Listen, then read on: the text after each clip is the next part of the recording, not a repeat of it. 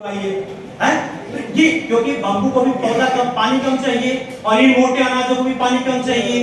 ये climate change के लिए सबसे बेहतर ऐसे नहीं इंटरनेशनल ईयर ऑफ मिलेट घोषित कर दिया गया है। इसके पीछे की कहानी है। फिर कभी मैंगो बेस्ड में आइए, मैंगो बेस्ड भी करेंगे तो इसमें भी देखिए बेनिफिट कॉस्ट रेशियो निकाला जाता है। अगर कि आम उगाएंगे और गेहूं के साथ चावल के साथ कितना बेनिफिट मिलेगा, तो इसका बेनिफिट कॉस्ट रेशियो एनालिसिस किया गया, ऑलमोस्ट 3 आ जाता है।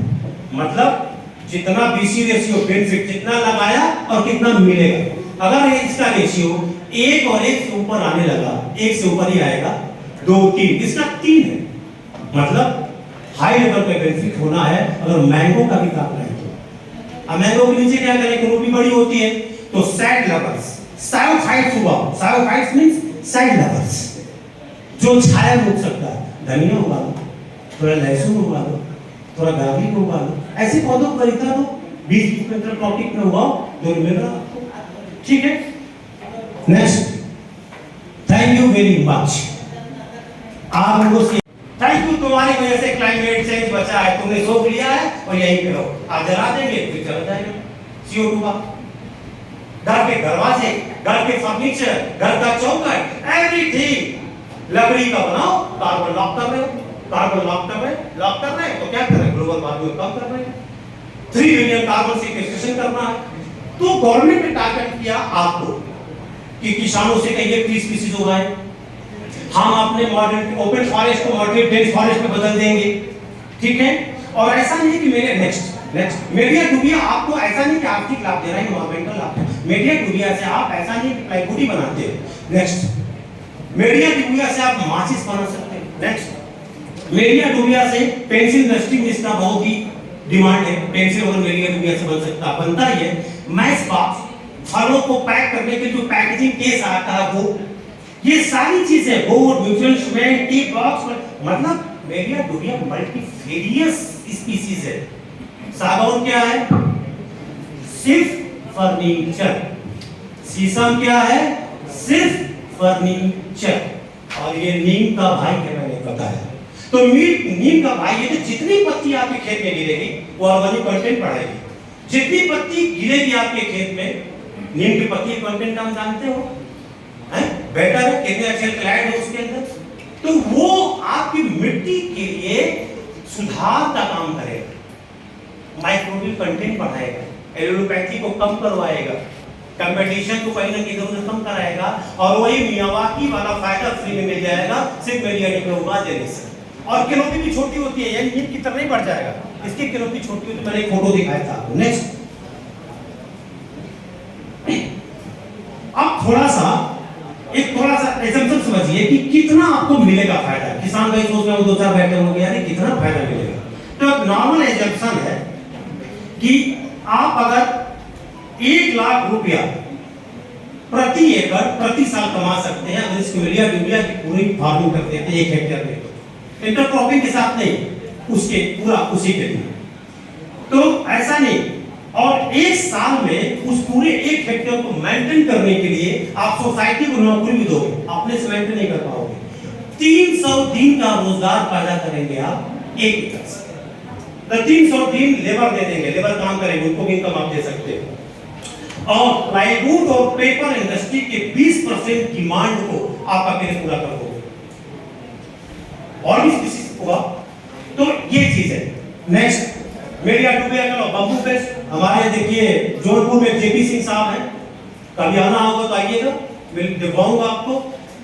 वो बम्बू का एग्रो फॉरेस्ट्री कर रहे हैं, बम्बू के साथ अपना वेजिटेबल उगाते हैं, और गोमती नदी में बैठे बैठे घर पे फोन करते हैं बम्बू हो गया आ जाइए लो, तो जो ठेकेदार आता है वो काट के गोमती नदी में बहा देता है, बहता हुआ अपने आप आता है शहर में, और वहां पर निकाल के ट्रक में लाद के चले जाते हैं। 4 से 5 साल हर साल बम्बू कटता, हर वैरायटी बम्बूसा बुल्गारिस आते हैं, येलो बम्बू। तो देखिए बम्बू के एग्रो फॉरेस्ट्री लाखों कमा रहे हैं, हम असिस्ट भी करते हैं, तमाम वैरायटी बताते हैं, असिस्टेंस देते हैं। ये सोचना उनको भी मीडिया डूबिया का बम्बू को उगाने के लिए उनको दिया, मीडिया डूबिया भी दिया है। वो बहुत ही प्रगतिशील इंसान मतलब किसान है, जो भी योजना आती है फॉरेस्ट डिपार्टमेंट के लेके अपना शुरू कर देते हैं। तो बम्बू का भी देखिए 85 प्लांट किसी व्यक्ति ने 2008 में लगाया था हस्तिनापुर में, और भी असल में ये जो मेरे पास है पुराना दे रहा हूँ, अब तमाम तरह के डाटा इसमें मिलेंगे। बस एक ये बम्बू वाले से क्या मिलेगा हमको, हार्मोन्स नहीं बता रहा। अब देखिए 7 साल बाद इनको पर साल 26 साल मिलेगा। और आपको पता है एक बार बम्बू लगा देंगे तो बम्बू कल निकालते रहिए, काटते रहिए, वो तो आता रहेगा राइजोम से, है ना। एक बार मोनोकार्पिंग है, एक बार फल आना है, बम्बू में मोनोकार्पिंग नॉर्मली होते हैं, एक बार फल फूल लगेगा जीवन में, उसके बाद मर जाता है। लेकिन जब तक उसकी कोठी रहेगी तो बम्बू अपने काटते रहेंगे। हर साल मात्र 85 प्लांट लगाए और 7 साल बाद हर साल वो 26,000 वो कमा रहे हैं। कल भी उसको बम्बू बेच देते और बेचने नहीं जाते, किसान ठेकेदार आते हैं, काट लेके चले जाते हैं और पैसा पे कर देते हैं टैक्स इन हैंड। तो बात उठती है कि फॉरेस्ट के ऊपर प्रेशर कैसे कम करें। हर आदमी चारा लेने जाएगा फॉरेस्ट में, आप यहाँ हैं, आप ट्राइबल स्टेट में या ट्राइबल डिस्ट्रिक्ट आप चले जाइए, रेणुकूट में, सोनभद्र में चले जाइए, आप हमारे नेपाल बॉर्डर में चले जाइए। जितनी भी ट्राइबल कम्युनिटी है दिन भर चारा की तलाश में जंगल में घूमती है, जितनी भी ट्राइबल कम्युनिटी है लकड़ी की तलाश में जंगल में घूमती रहती है। और हमारे सारे रिजर्वेशन को, प्लांटेशन को फाड़ के वो करते रहते हैं और हम लोग जाते हैं, देखते हैं, कार्रवाई भी करते हैं, समझाते भी हैं, लेकिन क्या करें, बहुत ज्यादा कार्रवाई कर नहीं सकते। वो ट्राइबल उनके पास कुछ है नहीं सोच, तो उसके सोच को, फॉरेस्ट पे जो प्रेशर है उसको कम करने के लिए हमें एग्रो फॉरेस्ट्री करना है। खेत में गेहूं ले रहे हो, खेत से चारा ले लो, ऐसी स्पीशीज उगाएं हम जिससे हमें क्या मिल जाए, फल भी मिल जाए, टिम्बर भी मिल जाए, हमारे बकरी के लिए, गाय के लिए चारा भी मिल जाए, सारा तो जरूरत हमारे खेत से पूरा हो जाएगा, फिर वो जंगल में नहीं जाएगा। तो जंगल पे प्रेशर कम करना भी ये नेशनल फॉरेस्ट पॉलिसी का एक थीम था। ठीक है, अब एग्रो फॉरेस्ट्री के जनरल कंटेंट को रोकते हुए हम एक छोटा सा मॉडल एग्रो फॉरेस्ट्री का दिखाते हैं, किसान भाइयों को लाभ कैसे होगा। बहुत सारे मॉडल है। नेक्स्ट नेक्स्ट नेक्स्ट नेक्स्ट ये पूरे भारत को किसान भाई बैठे हैं, ऐसे समझिए जलवायु के रूप में, कितना ताप है, कितना पानी है, कैसी मिट्टी है, ऐसे समझ लीजिए। तो पूरे भारत को 20 जोन में बांटा गया है। इसमें अगर आप उत्तर प्रदेश को देखिए ध्यान से, तो आपको ये नार्दर्न प्लेन और ईस्टर्न प्लेन, प्रैक्टिकली मैं कह रहा हूं मैथ के अनुसार, नार्दर्न प्लेन और ईस्टर्न प्लेन को आप टच कर रहे हैं। यानी कि आपको यहाँ पर वही स्पीशीज उगानी है जो इस प्लेन्स के लिए कॉम्पेटिबल हो। कोई स्पीशीज आप नहीं उगा सकते, नुकसान ही नुकसान है। आप यूकलिप्टस काट रहे हो, पता नहीं कब मिट्टी की उपजाऊ क्षमता समाप्त हो गई, पता नहीं कब वाटर टेबल नीचे चला गया, 200 मीटर की बोरिंग समाप्त हो गई, 400 मीटर पे चले गया, अब पता ही नहीं चला। थोड़ा थोड़ा लाभ लिए यूकलिप्टस से और पूरा वाटर टेबल नीचे चला गया। शिफ्टिंग कल्टीवेशन, छोड़ दो इस खेत को, चलो दूसरे खेत में करते हैं, यहाँ कुछ है नहीं, यहाँ से वहां शिफ्ट कर गए, मतलब आप चले गए पुराने समय में। तो इसको एक अभी हमारे डिपार्टमेंट ने एग्रो फॉरेस्ट्री के लिए एक योजना, हमारे डीएफओ साहब जानते हैं, चलाते हैं यहाँ पर, नमामि गंगे योजना के तहत एग्रीकल्चर लैंडस्केप प्लांटेशन में उत्तर प्रदेश सरकार ने किसान भाइयों को तमाम तरह की ट्री स्पीशीज दे के उसको उगाने का निर्णय लिया। अभी उन्होंने पिछले महीने कराया भी, 2 महीने पहले ही मीडिया डूबिया हमने अपनी यहाँ कराया। किसान भाइयों को बगान कहते हैं इसको, आप ऐसे समझ लो, नीम को देख लो, नीम का ये भाई है, इसको मालाबार नीम भी कहते हैं। और नीम की जैसी पत्ती है, जैसी टहनी है, बस ऐसे ही फ्रूट भी वैसा ही है। आप ऐसे पहचान लोगे, बारीकी से देखेंगे तो पता चलेगा कि ये नीम है। बॉटनी भी वैसी है, मॉर्फोलॉजी भी लगभग वैसी दिखेगी, वैसे ही पिनेटली कंपाउंड लीफ है, वैसी उसका फल आपको मिलेगा और वैसे तीखापन मिलेगा। अब इस मीडिया डूबिया स्पीशीज को क्यों इंट्रोड्यूस किया गया है? आपके लिए मैं कह रहा हूं, आपको गाइए गाजीपुर में प्लांटिंग मटेरियल आपको मिलेगा, क्योंकि मीडिया डूबिया में लिग्निन और सेलुलोज, स्टूडेंट समझ रहे हैं ना, सेलुलोज कार्बोहाइड्रेट है और लिग्निन फिनोलिक कंपाउंड है, ठीक है, पौधों का है। सेलुलोज लिग्निन बहुत मिलता है, तो किसान भाई अगर इसको उगाएंगे तो कौन हाथों हाथ ले लेगा? कॉन्टैक्ट फार्मिंग करिए ना, आप पूरे खेत में मीडिया डूबिया उगा दीजिए, फास्ट ग्रोइंग स्पीशीज है। और ये नहीं, लकड़ी भी देगा, आपको मेडिसिनल प्लांट की तरफ यूज कर सकते हैं इसको, प्लांटिंग मटेरियल दे सकते हैं इसको।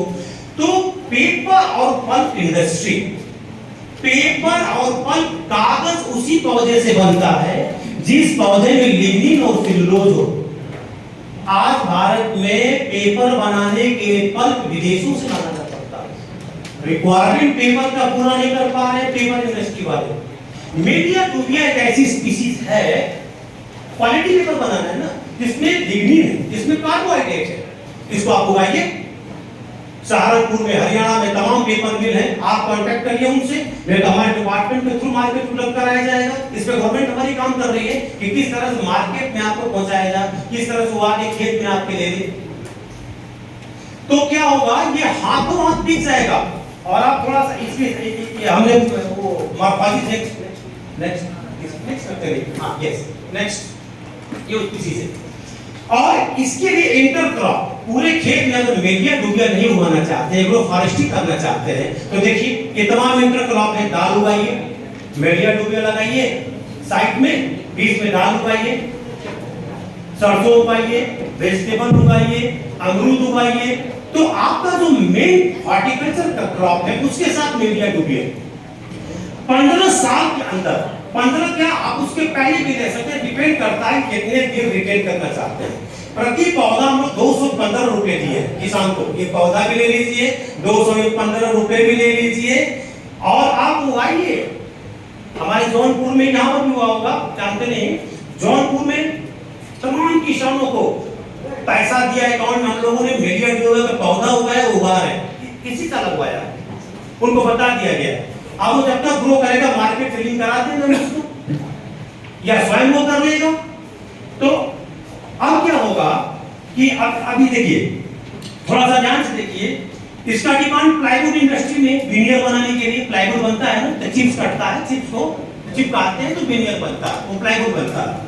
पल्पवुड, बायोमास, आप थोड़ा सा इसको देखिए कि स्पेसिंग क्या चाहिए, कैसे इसको उगाते हैं। ये टेक्निक बाद में कभी सेमिनार ओवर होगा या हमारे डिवीजन ऑफिस आप पता कर सकते हैं कि किस प्रजाति को हम किस पर्पस से उगा रहे हैं। मेलिया डूबिया क्या किसको देना है, कागज वाले को देना है। मेलिया डूबिया किसको देना है, प्लाईवुड वाले को हम बेचेंगे। मेलिया डूबिया बायोमास वाले को देंगे।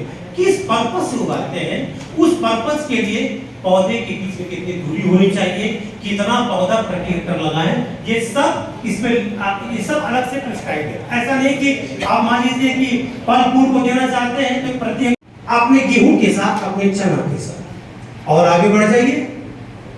आप वहां पर जानवर रखना शुरू कर दीजिए और आगे बढ़ जाइए। आप वहां पर जानवर के भोजन की व्यवस्था कर दीजिए, ग्रासलैंड को नहीं उगा दीजिए। इतना करते ही आप अपने खेत में मियावाकी शुरू कर देंगे, क्योंकि मियावाकी कंपोनेंट क्या है, ऑर्गेनिक कंपोनेंट चाहिए, गोबर की खाद चाहिए आपको। मियावाकी कंपोनेंट क्या है, रिच सॉइल चाहिए आपको। मियावाकी कंपोनेंट क्या है, वाटर एब्जॉर्बेंट चाहिए आपको, भूसी चाहिए, भूसा चाहिए, गन्ने का खोइया चाहिए, ये सब आप उगा रहे हैं। लेकिन जैसे ही आप फॉरेस्ट की कोई प्रजाति उगाते हैं, और ये आज का नहीं है, ये बहुत पुराना कॉन्सेप्ट है, हमारे पूर्वज तो बहुत पहले से करते आ रहे हैं। लीगल कॉन्सेप्ट 19वीं सेंचुरी के आसपास का है ये, तो आप करते आए हैं। लेकिन आज के डेट में फॉरेस्ट वन विभाग यहाँ क्यों खड़ा है आपको बताने के लिए, ये सोचना है आपको। एग्रो फॉरेस्ट्री जब आप करते हैं तो आपको, किसान भाई को ये लगता है कि हमें सिर्फ गेहूं तो उगा रहे हैं, चना उगा रहे हैं, हम सागौन भी उगा लें थोड़ा सा तो उसे पैसा मिल जाए। लेकिन जब आप सागौन उगा रहे होते हैं तो आप अपना ही आर्थिक लाभ नहीं ले रहे होते। ये तो एक पक्ष है कि आप आर्थिक लाभ ले रहे हो, पैसा कमाओगे उस शीशम से, सागौन से, आम से, फ्रूट स्पीसीज से, मेडिसिनल प्लांट से आप पैसा कमाओगे। लेकिन सही बात यह है कि आप उस विश्व के सामने जो सबसे बड़ा चैलेंज क्लाइमेट चेंज आ गया है, उसमें आप बहुत बड़ा रोल अदा कर रहे हैं। तो एग्रो फॉरेस्ट्री का लाभ क्या है, इकोनॉमिक तो आपको मिल गया, एनवायरमेंटल भी मिल गया। हमारा लेक्चर थोड़ा लंबा हो जाएगा, मैं शॉर्ट करने की कोशिश करूंगा। कैसे आप एनवायरमेंट में कंट्रीब्यूट कर रहे हो, कैसे भारत के एक्शन प्लान को आप कंट्रीब्यूट कर रहे हो, कैसे क्लाइमेट चेंज के जो विश्व के प्लान है उसमें आप अपना रोल कैसे अदा कर रहे हो, ये एग्रो फॉरेस्ट्री से हो रहा है। ये आपको मैं बताना चाहता हूं। नेक्स्ट, इसकी चर्चा हम करेंगे। अब बेनिफिट्स की बात करेंगे तो मैंने कहा कि आपको ये आर्थिक लाभ भी मिलता है उससे, आपको सोशल बेनिफिट भी मिलता है उससे, आपको इन्वायरमेंटल हेल्थ भी मिलता है, कैटिव रियरिंग करके आपको सॉइल भी रिच होता है, बायोडाइवर्सिटी भी बढ़ती है। ये तो वो किस चीजें हैं। अब बात उठती है कि जो भी आपको लाभ प्राप्त हो रहा है, हम कह रहे हैं कि आपने नीम उगा दिया, आम उगा दिया, सागौन उगा दिया, क्रॉप के साथ, इंटर क्रॉप के साथ, तो बेनिफिट कैसे मिल रहा है। मैंने अभी कुछ देर पहले चर्चा की थी कि जो आप पौधा लगाते हैं, अगर दो प्रजाति के पौधे साथ में कहीं भी खड़े हैं तो उन दोनों के आपस का संबंध या तो सकारात्मक होगा या तो नकारात्मक होगा। पॉजिटिव बच्चे जानते हैं इंटरेक्शन होता है, ये इंटरेक्शन पॉजिटिव होगा या तो नेगेटिव होगा। अगर पॉजिटिव होगा तो आपको लाभ मिलेगा, सिम्बायोसिस होगा तो आपको लाभ मिलेगा, म्यूचुअलिज्म होगा तो आपको लाभ मिलेगा। लेकिन पता चला आपने यूकेलिप्टस उगा दिया, तो यूकेलिप्टस का पौधा ज्यादातर लोग उगाते हैं क्योंकि वहां पर हमारे किसान भाई तत्कालिक आर्थिक लाभ सोच रहे हैं। तो यूकेलिप्टस क्या करेगा, एलोपैथी शो करेगा, वो वाटर साइकिल जो निसर्ग के इतना पानी खींचेगा आपका कि आप पानी देते जाओगे, यूकेलिप्टस देता जाएगा, और एलोपैथी भी शो करेगा। गेहूं चावल जो उगाए हो उसको उतने ज्यादा उगने नहीं देगा, प्रोडक्टिविटी कम हो जाएगी आपकी। तो ऐसे पौधों को पहचानना है। एग्रोफॉरेस्ट्री से आप पहचानेंगे कि आप अपने खेत में क्या उगाएंगे, आप अपने खेत में क्या नहीं उगाना, क्या उगाना है, आपको जानना पड़ेगा। अब बेसिस इसका यही है कि पॉजिटिव और नेगेटिव जो हमारे रिएक्शन समझता है, तो इंग्लिश में है, इसलिए मैं हिंदी में यहां से बोल दे रहा हूं कि जो भी इंटरेक्शन से उस इंटरेक्शन को जान के, या आपको नहीं जानना, ये विभाग बताएगा, कृषि विभाग बताएगा, किसान विज्ञान केंद्र बताएगा, ये वन विभाग बताएगा कि कौन सा पौधा आपको अपने खेत में उगाना है और कौन सा नहीं उगाना है। अब एग्रो फॉरेस्ट्री से ऐसा नहीं कि आपको पैसा ही मिल रहा है। आपका खेत है, बगल के खेत में वायरस आ गया, बैक्टीरिया आ गया, बीमारी आ गया, तो आप अपने मेड़ पे पौधा लगा दोगे तो क्या करेगा, वो तेज हवाओं को रोकेगा और हवा के द्वारा जो भी वायरस, बैक्टीरिया, जो भी पॉल्यूटेंट है आसपास के खेतों का, बहुत हद तक उन पेड़ से टकरा के इधर नहीं आ पाएगा। यानी कि विंड ब्रेकर की तरह काम करता है। आंधी तूफान में अभी 4 दिन पहले क्या हुआ, पूरे प्रदेश में ओले गिरे, आंधी आया, गेहूं की फसल बर्बाद। लेकिन ध्यान से देखिएगा, जिनके मेड़ों पर पेड़ लगा है, सागौन का, यूकेलिप्टस का, जो भी वो लगाया है, आप देखिए उसके खेत में उस आंधी ने कम से कम नुकसान पहुंचाया। क्यों? वो एग्रो फॉरेस्ट्री कर रहा था, वो फॉरेस्ट वाली वृक्ष उगा के रखा है और जो हवाओं को रोक दे रही है और उससे उसका बचाव हो जा रहा है। ठीक है, ये गंगा का क्षेत्र है। अब गंगा के क्षेत्र में कटान बहुत होता है, तो अब क्या करना है, हम ये काम कर रहे हैं, आपको भी ये करना है ये कि गंगा के किनारे के जो गांव हैं उनमें एक फॉरेस्ट डेवलप करना है। गंगा और गांव, उसके बीच में एक फॉरेस्ट डेवलप कर देना है। जो फॉरेस्ट, जिस नदी के राइपेरियन जोन में फॉरेस्ट रहेगा वो सॉइल इरोजन को रोकेगा, बाढ़ के पोटेंशियल को रोकेगा, वो एक बायोडाइवर्सिटी डेवलप होगी, नई नई वैरायटी आएगी। तो इस तरह से या तो आप करती हो क्या